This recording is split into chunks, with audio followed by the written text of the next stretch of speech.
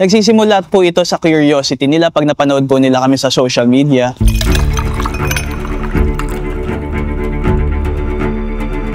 Mahilig kaming mag-experiment ng mga drinks po. Halimbawa po, nilalagyan namin yung kape namin ng sorbetes. Ito pong negosyo namin, sinimulan namin yung kapital sa tag 5K po kami. So pag magne-negosyo po kayo, mahalaga po i-maximize yung social media. Sa pagbibusiness po, journey po yan. Importante ma-experience mo from the start.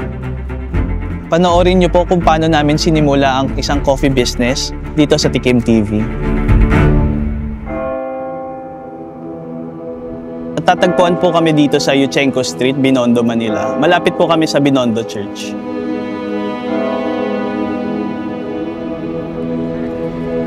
Kulang po ang pagbisita nila dito sa Binondo kung walang bistro. So, nagbebenta po kami dito ng handcraft coffee po. Meron din po kaming matcha series at meron pong soda base po. Yung kape po namin is cold brew yung ginagamit namin.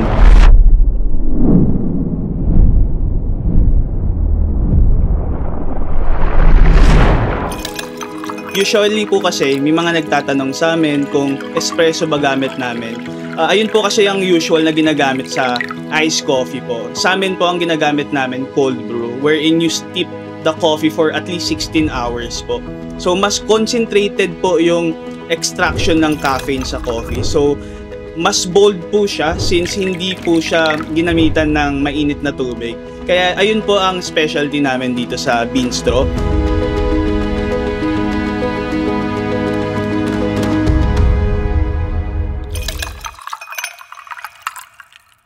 Ako po si Paul Evangelista, 25 years old, ang co-owner ng Beanstro Coffee.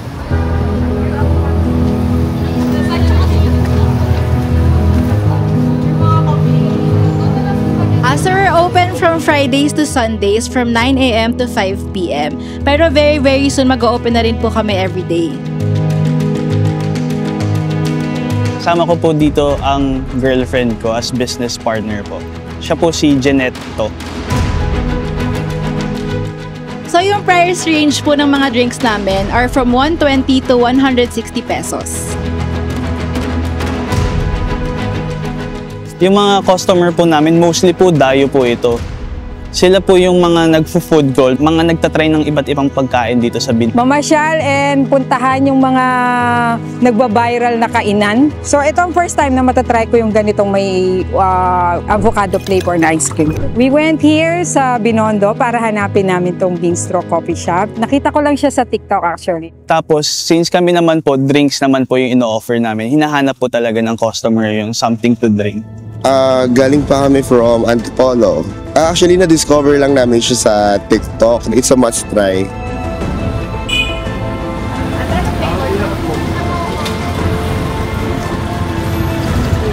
Nabuo po yung recipe namin mula po sa pag-experiment, inaral po namin at tinry kung ano yung babagay sa timpla namin.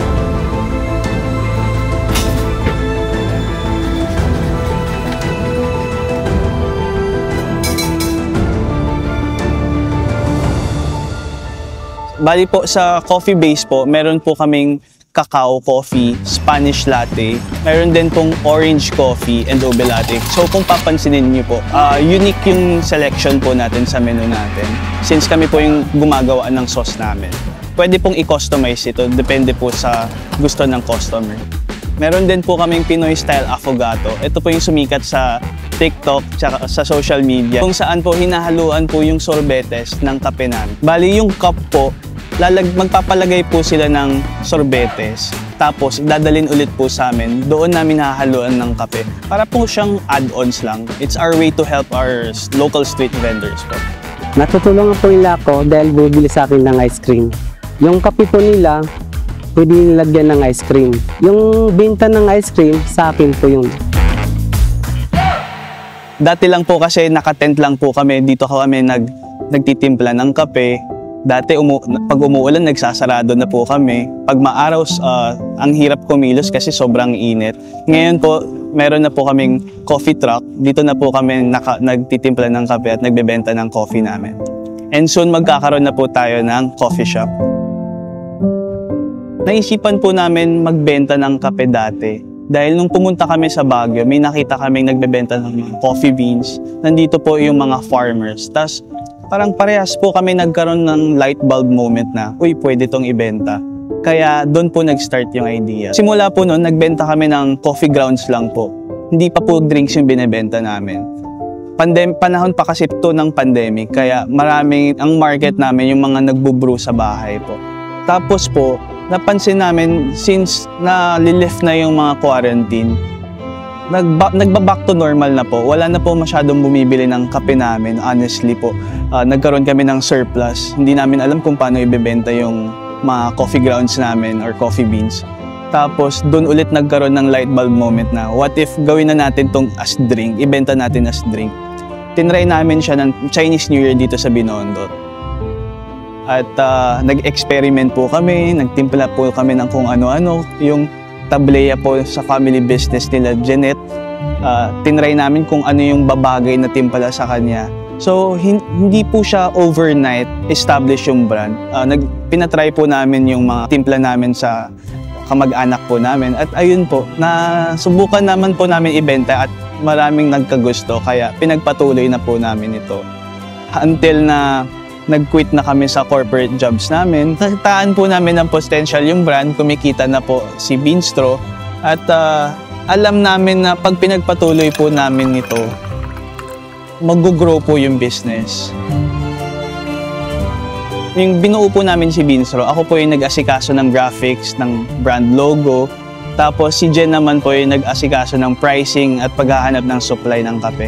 Bali, ako po sa marketing side, siya po sa business side po. Sa operation naman po, all around po kami parehas. Sa social media naman po, parehas po kami nagtutulungan dito. Halimbawa po, siya po yung nag-shoot sa camera po, habang ako naman po yung nag-e-edit.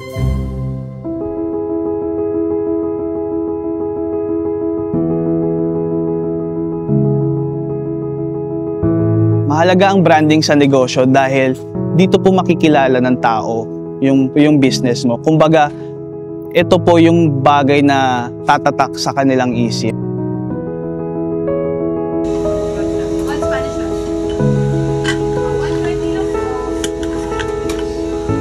Kung kayo po magsisimula ng coffee business, isa sa mga natutunan ko po ay para makapag-build ng community is just be authentic po. Dati po kasi natatakot kami i-share yung journey namin until na naging komportable kami i-share yung storya namin at doon nag-start maging curious yung mga tao na subaybayan kami at eventually makasama sa journey namin at mag-grow as a business po. Kaya po, pag mag-start ka ng negosyo, huwag ka pong mahiya na ipakita yung journey mo dahil dito ka po nila susuportahan.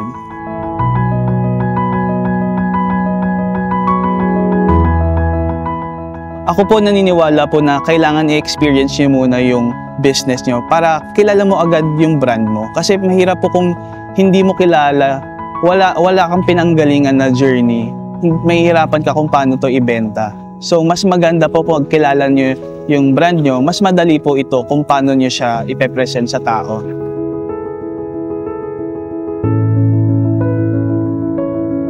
Mahalaga po yung alam nyo yung ginagawa para pag may empleyado na po kayo, alam nyo po kung paano sila i-manage, alam nyo po kung paano sila i-guide at turuan po. Mahalaga po yung customer experience dahil hindi lang po yung produkto yung binebenta nyo, pati yung experience na po, na kung saan mas tatatak po yung experience sa tao. Sa mahigit 1 year po na pagbebenta namin dito, lahat po ng kinikita namin, focus po kami i-invest at paikutin sa business namin.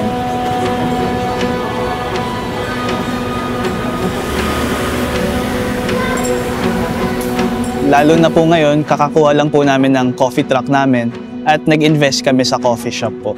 Kaya po pag may business po kayo, alamin niyo po yung iba't ibang resources niyo at mag-adapt po kayo doon.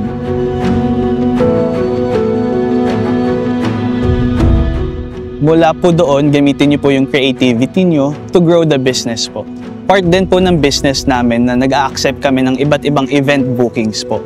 So may mga companies po may mga wedding events po na binubook po kami para mag-serve ng coffee. Pag may negosyo po kayo at meron po kayong business partner, mahalaga po yung communication. Mahalaga po yung nagkakaintindihan kayo. Para ma-achieve nyo yung goal nyo, siguro po tumatagal po yung business namin dahil ini-invest namin yung kinikita namin sa business. Inuuna po namin yung business namin instead yung wants namin. At nandun na rin po yung porsigido kami palakihin yung business. Yung application po dito, social media marketing po.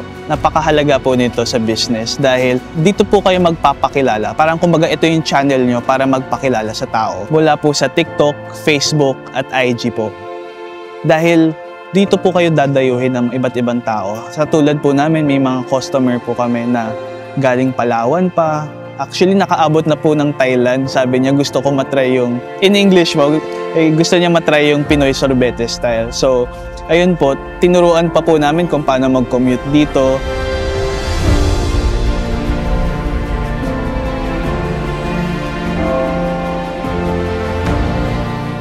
Na-feature na rin po kami sa iba't ibang channels po. Kunyari po yung GMA, na imbitahan na po kami sa TV5.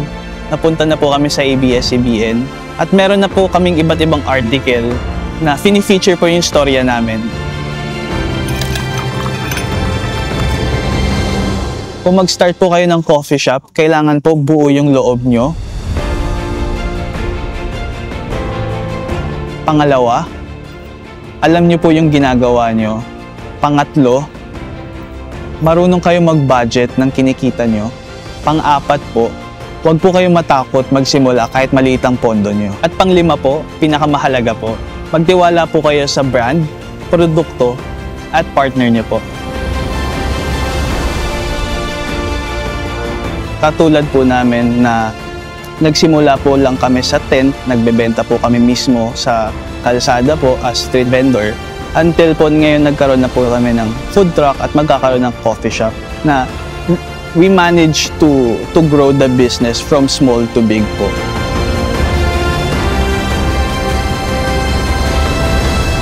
No matter kung paano mo to in-start. Bali po yung naging customer namin si Gary V. Nakapang bike attire po siya. So hindi ko po kilala siya na siya pala si Gary V. So may mga, habang nagtitimpla po ako ng kape, may mga nagpapapicture po sa kanya. Tapos pagkababa niya ng mask niya, si Gary V po. So nanginig na po ako magtimpla. Tapos tinanong ko naman kamusta po yung kape namin. Nasarapan naman po siya. At gusto niyang bumalik dito noon. So we are inviting you to please drop by at subukan yung mga unique coffee na binebenta namin dito sa Binondo. Gusto ko po pasalamatan yung mga sumuporta sa amin, yung mga bumibili sa amin, kahit po sa mga nag-share sa social media dahil dito po kami nakilala at it keeps us going po. Yung location po ng coffee shop namin, i-announce po namin sa social media. So make sure to follow us po sa IG, Facebook, and TikTok at beanstro.coffee. Beanstro po yung pangalan ng brand namin dahil ito po yung pinagsamang beans tsaka bistro. Bali yung rebrand po, nagpalit po kami dito ng logo kasi meron na po kaming bagong gustong tahakin na business, which is yung coffee shop po.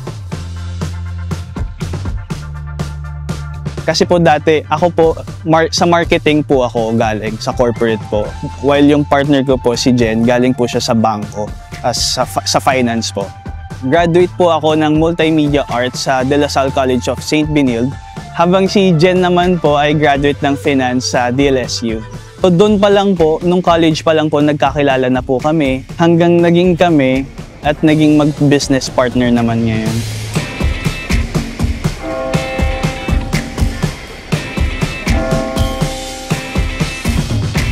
For more inspiring food stories, please subscribe to TKIM TV YouTube channel.